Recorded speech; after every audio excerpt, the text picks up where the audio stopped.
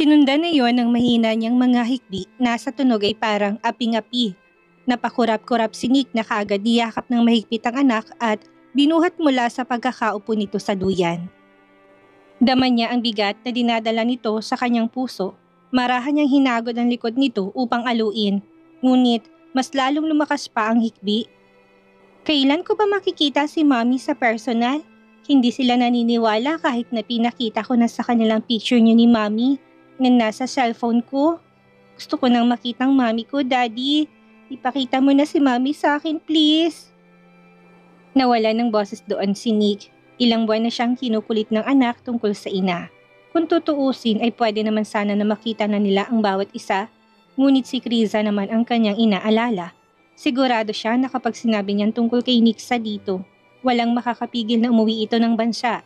Sayang naman yung ginawa nitong pag-aaral para lang makasama ang kanyang ama sa concert na pangarap. Kaya naman kahit na gustong-gusto na niyang sabihin, pinigilan niya ang sarili. Hindi pwede na mauwi lang ang lahat ng sakripisyo nila, ang ilang taong pagtitiis. Masakit man na marinig ang iyak ng pakiusap ng kanyang anak.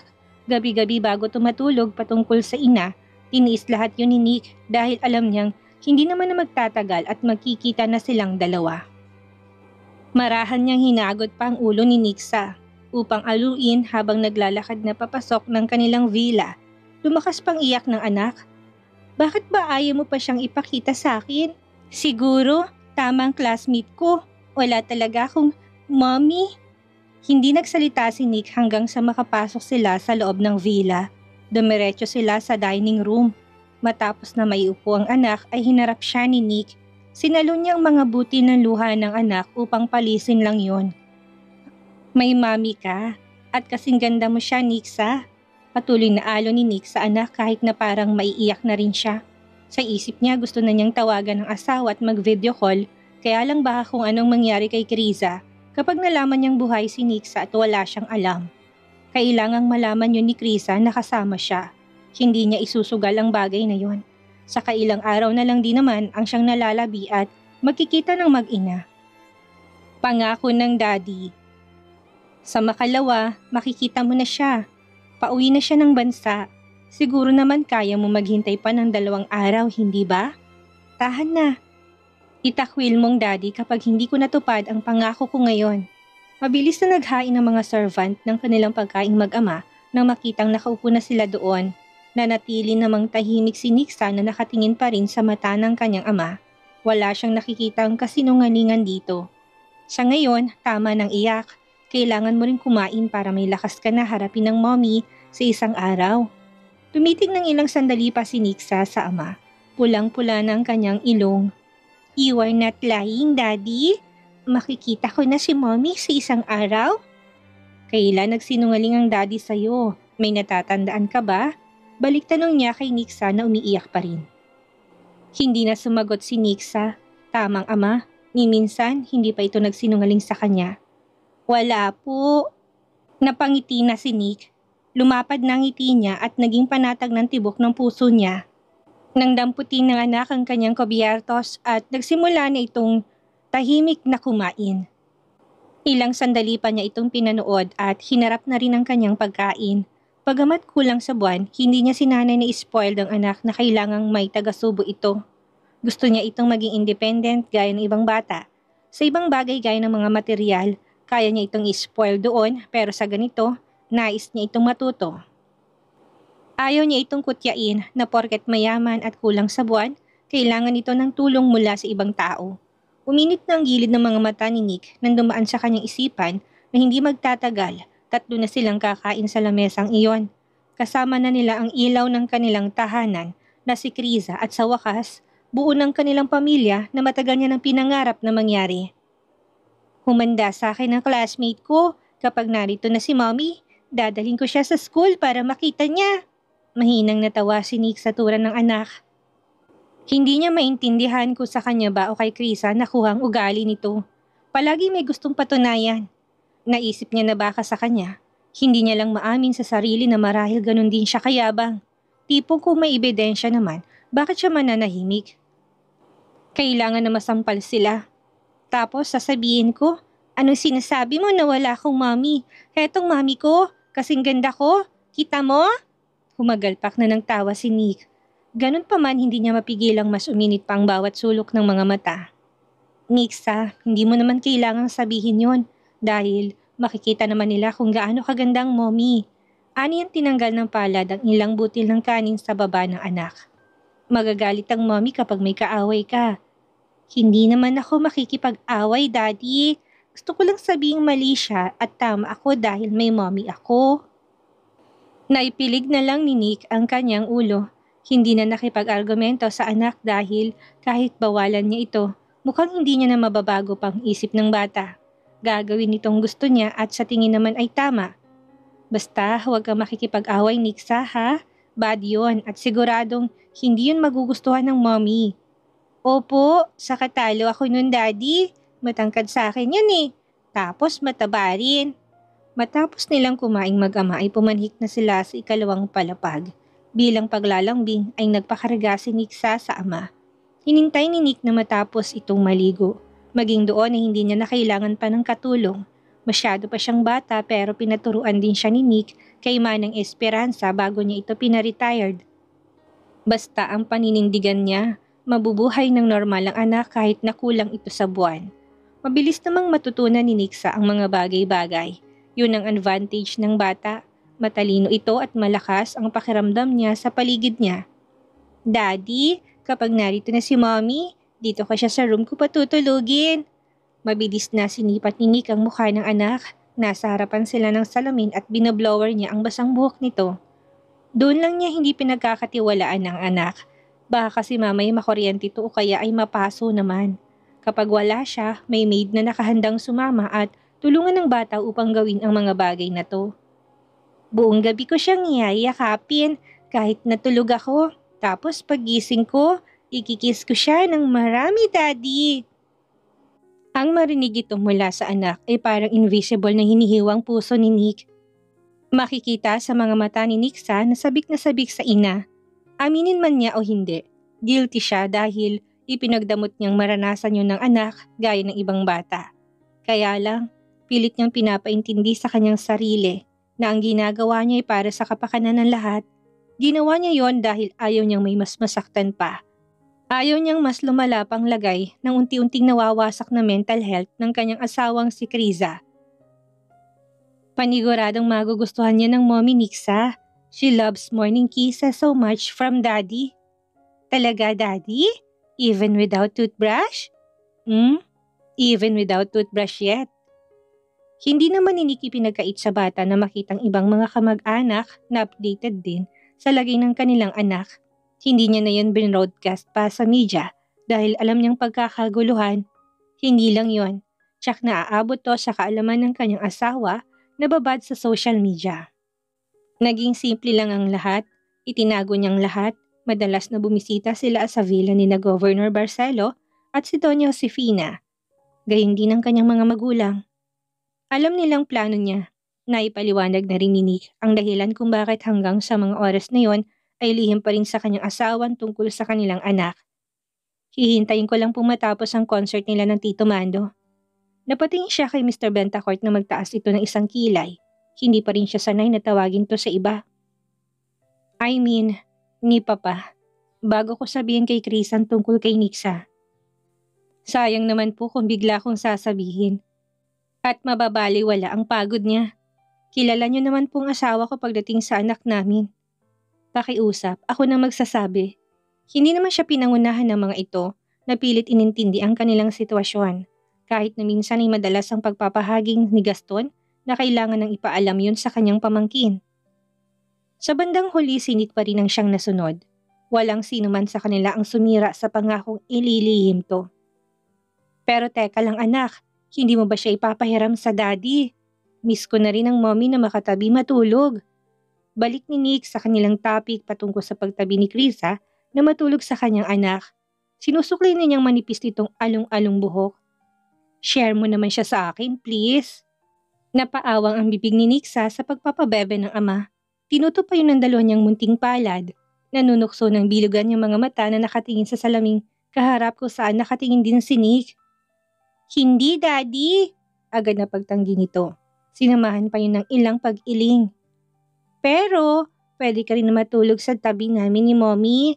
Kaya lang I have condition. Sa gitna niyo akong dalawa ni Mommy.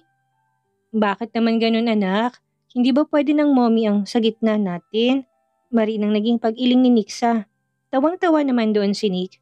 Ang damot ng anak nila ha. Hindi pwede. Kapag si Mommy nasa gitna, mahahati ang atensyon niya sa atin. Dapat akong nasa gitna, Daddy.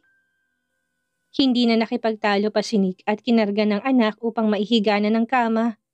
Hands-on siya pagdating sa kanya. Yung tipong kahit na anong busy niya sa trabaho at meetings, nagagawa pa rin niyang maglaan ng maraming oras sa anak after ng kanyang trabaho sa opisina. Pangako niya yun dito, na patuloy na tinutupad kahit na may mga araw na nahihirapan siya dahil sa matinding pagod at pressure. Welcome aboard! We landed safely at Ninoy Aquino International Airport. I'm Captain Lachance, and I appreciate your trust in flying Philippine Airlines. Please remain seated with your seatbelts fastened while we taxi to the gate. Hindi na mapakali si Kriza sa kanyang kinauupuan, lalo nang ma-translate yon sa sariling language. Kanina pa siya sobrang excited na lumabas ng eroplano upang makita lang ang asawa niya naghihintay sa pagbabalik niya.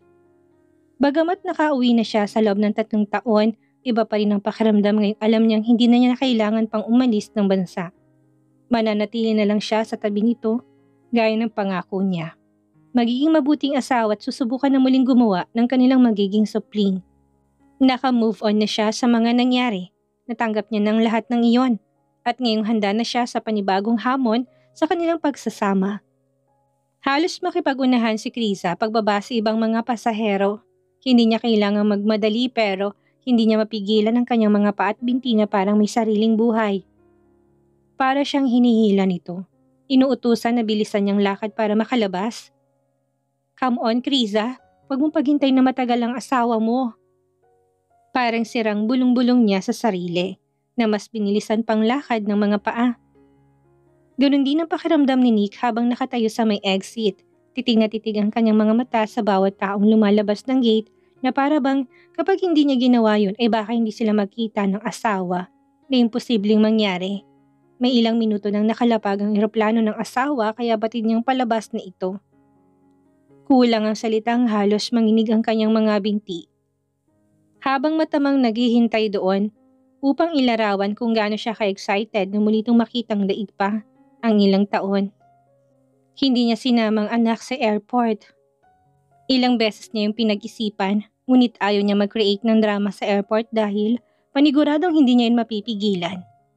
Mabuti na lang at napakiusapan niya si Nixa na manatili na lang ng villa at hindi na nagpilit pang sumama sa kanya. Masunurin naman tong bata. Basta daddy, pagbalik mo dito mamaya, dapat kasama mo na si mommy Oo, kaya dito ka na lang, okay? Susunduin lang ng daddy ang mommy sa airport. Okay, daddy. Nikki Zaira Aguilan Bentacourt will be patiently waiting for you and mommy to come home. Isang mahigpit na yakap ang iniwan ni Nick sa anak at ilang segundong halik sa noo bago siya tuluyang tumulak patungo ng airport upang sunduin ng kanyang asawa. Bumilis pang pintig ng puso ni Nick nang dumami pa ng dumami ang mga lumalabas sa exit. Batid niya na anumang oras ay magpapakita na sa kanya ang asawa. Hindi nga siya nagkamali doon. Ilang saglit pa ay natanaw niya ng bulto ni Kriza na nagmamadali ang bawat hakbang sa dagat ng mga tao. Halos mapunit ang labi nito sa lapad ng ngiti ng maglapat ang kanilang mga mata. Tinanggal ni Nick ang halokip-kip at sinalubong ng asawa na agad itinapon sa kanyang sarili para sa isang mahigpit na yakap. Kulang na lang ay matumbang katawan ni Nick sa ginawang yun ni Kriza na baka sa aksyon ang labis na pananabik sa kanya. Sobrang namiss kita, Nick. Bulalas pa nitong kulang na lang ay sakalin siya sa higpit ng pagkakayakap. Kung malakak lang si Nick kahit na ngayon pa lang ay naiiyak na siya. Hinigpitan na rin niya ang yakap.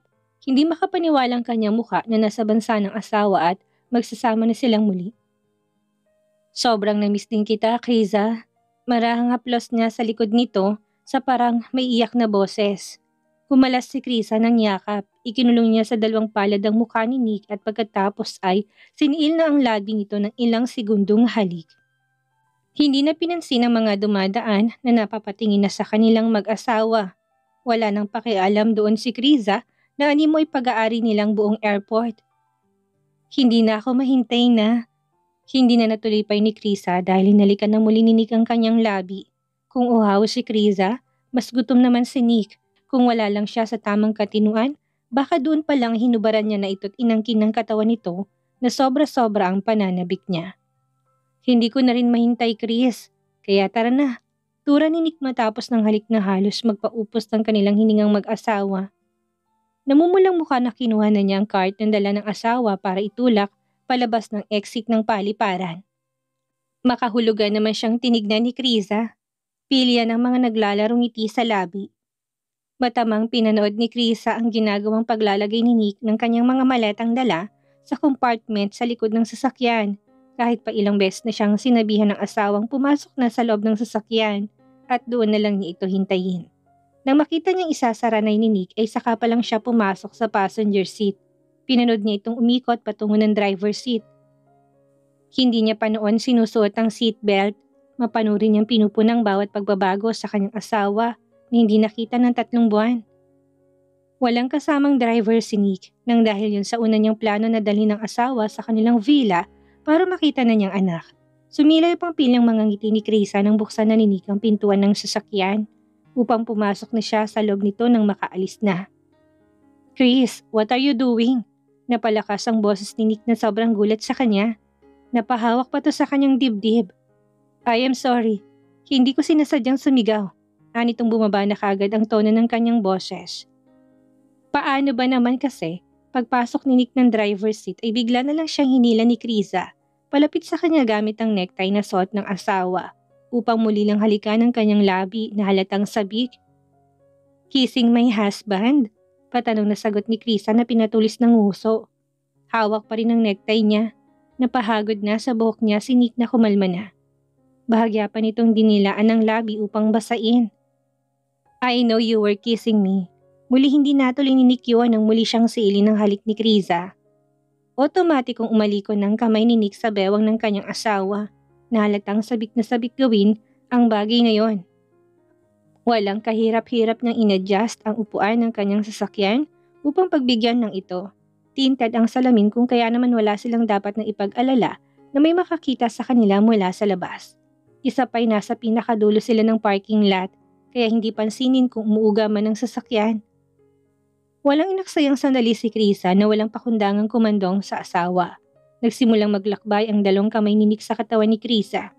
Humaplos na yon kung saan na mas nagpainit sa katawan ni Krisa na hindi na mapigilan ang pagsabog ng init na bumabalot dito kanina pa lang. "Sorry, attorney. Hindi ko na mahintay na makauwi pa tayo ng penthouse." Napapaos na sagot sa kanya ni Krisa matapos sa saglit ng gali ng labi upang makahinga.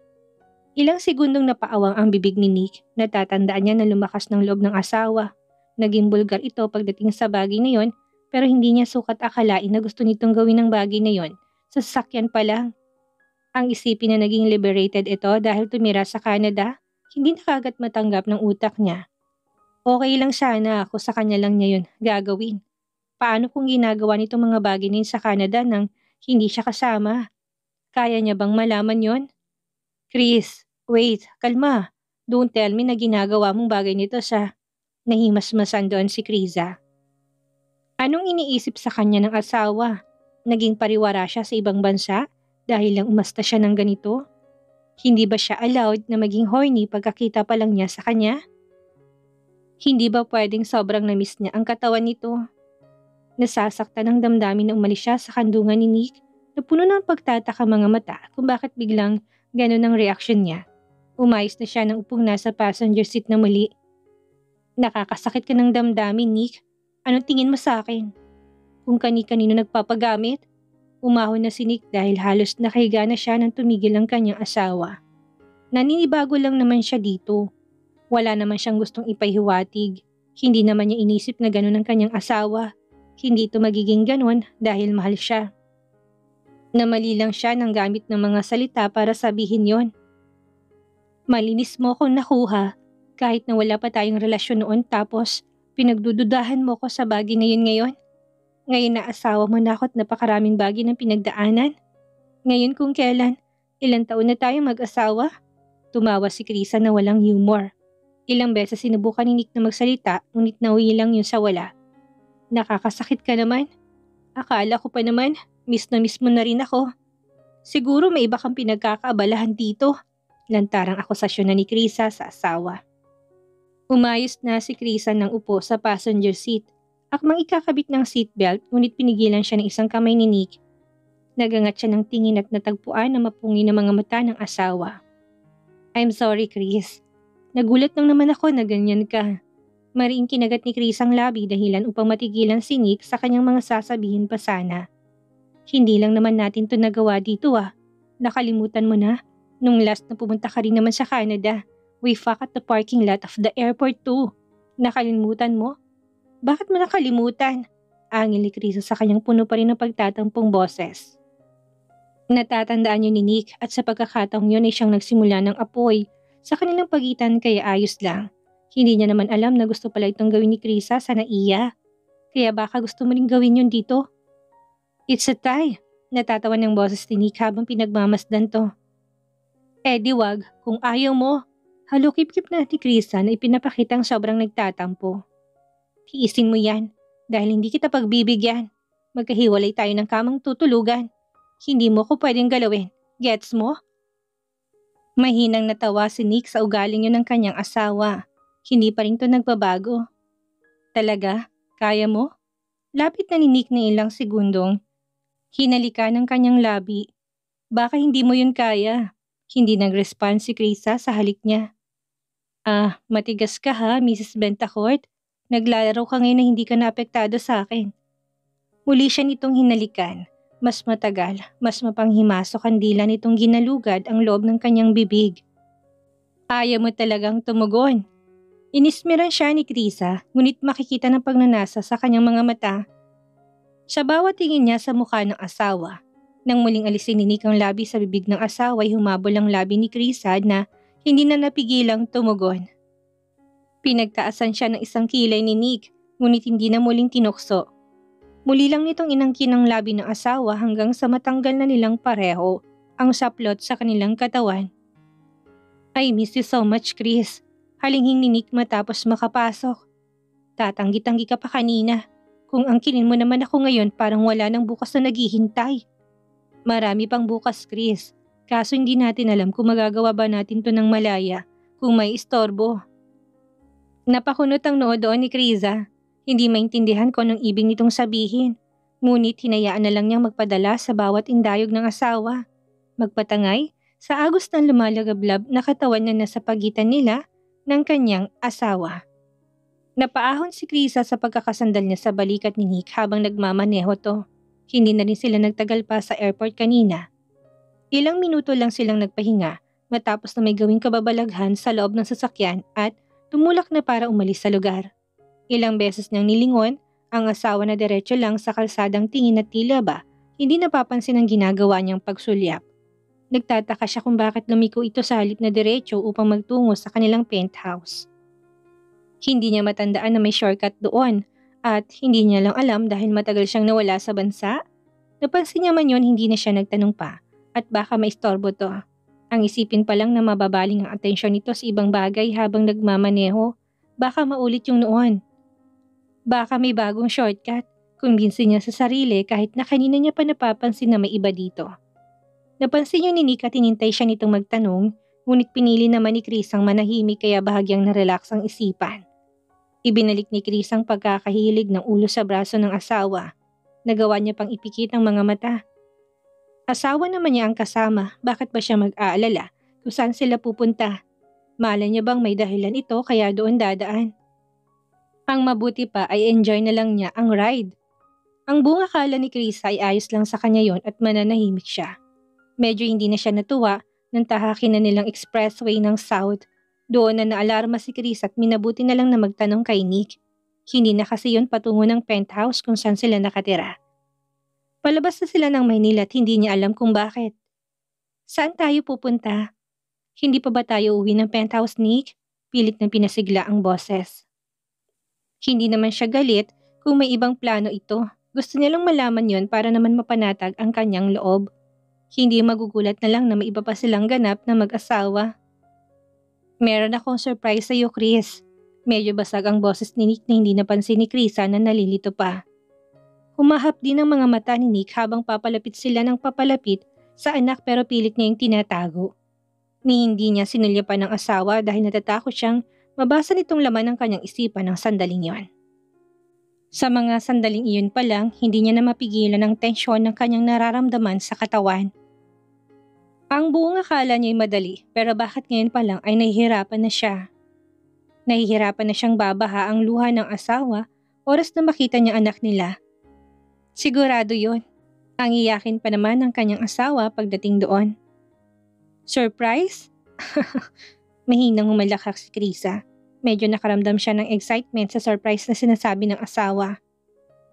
Para siyang batang musmus na pinangakuan ng kanyang mga magulang na kapag nag-behave, bibilan siya ng new dress. Kababawan man yon pero ganun na ganun ang kanyang nararamdaman ng mga sandaling iyon. Sobra niyang excited. Ano naman yun? Kapag sinabi ko sa'yo, hindi na yun surprise.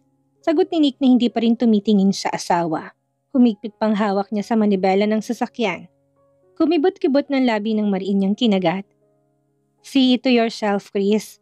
Unti-unti nang bumababa ang araw upang magpaalam na sa araw na yon. Kung wala silang ginawa kung ano sa parking lot, marahil ay nakarating na sila sa villa na matatagpuan sa San Juan, Batangas. Hindi sa gusto ni Nick na ilayo ang anak sa maingay na kabias na lungsod ng Maynila. Ngunit doon niya tinupad ang pangako niyang villa kay Krisa na pangarap nito noong nag-honeymoon sila sa Balisin Island. Doon niya rin itinirang anak nila. Nixa loves the place too. Sa murang edad din nito ay ang galing na nitong maglangoy. Mapadagat man o pool. Noong nakalabas ito ng laboratory, pinaturuan na rin ito kaagad ni Nick sa isang dahilan. Gusto niyang mabuhay ng normal ang anak sa kabila ng kulang sa buwan at muntik nang mawala.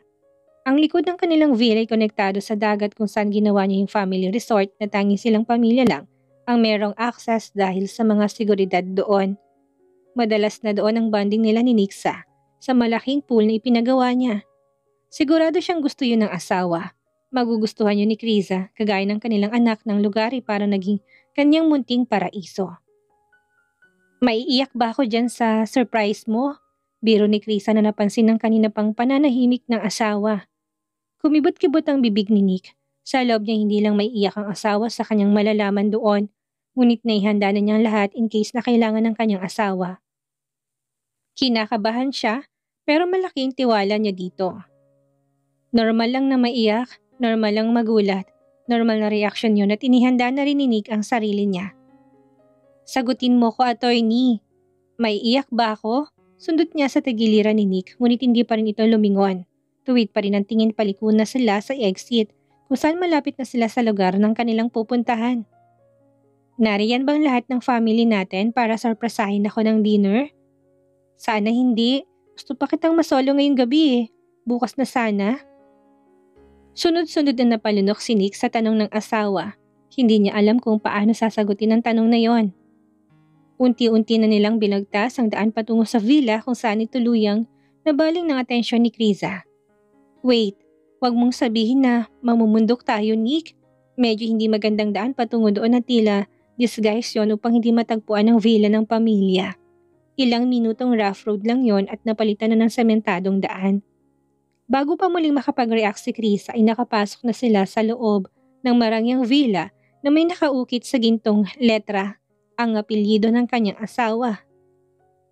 Namilog na doon ang mga mata ni Krisa. May ginala ng mga mata sa paligid. Para siyang bata na namang namamangha sa kapaligiran na kinaroroonan nila. Yung batang parang noon lang nakarating sa ganong klaseng lugar habang nakahawak na ang dalawa niyang kamay sa salamin ng bintana ng kanilang sasakyan na unti-unting bumabagal. What's this place, Nick? Private resort? Villa? Don't tell me na ito yung pinangako mong... Oo, Miss Bentacourt. Na-surprise ba kita? Nakaawang pa rin ang labi ni Krisa na mabilis nang bumaba ng sasakyan upang mas magulat lang sa ganda ng lugar. Hindi niya lubos na ma-imagine na pag-uwi niya ng bansa ay may naghihintay sa kanyang sorpresang asawa. Hihintayin sila nito sa loob subalit hindi noon napigilan ng kanilang anak nang marinig ang pagdating ng sasakyan ng mag-asawa ay mabilis na tumayo sa inuupuan. Hindi nahulaan ng mga maid ang gagawin nitong pagtakbo sa labas kung kaya naman nagulat na lang sila nang makitang nabuksan na nito ang main door at mabilis ng pagtakbo upang sumalubong lang sa dumating na mga magulang niya. Halatang sabik na sabik ito. "Mommy, I'm here! Nixa is here!" Taas nito ng dalawang kamay habang malayang iwinawagayway iyon sa ere. Excited na tumalon-talon pa sa may entrance ng villa. "Nikki Zaira Aguilon Bentacoit is here, Mommy! Can you hear me? Mommy! Daddy!" Lagay pa nito ng muting palad sa gilid ng kanyang bibig.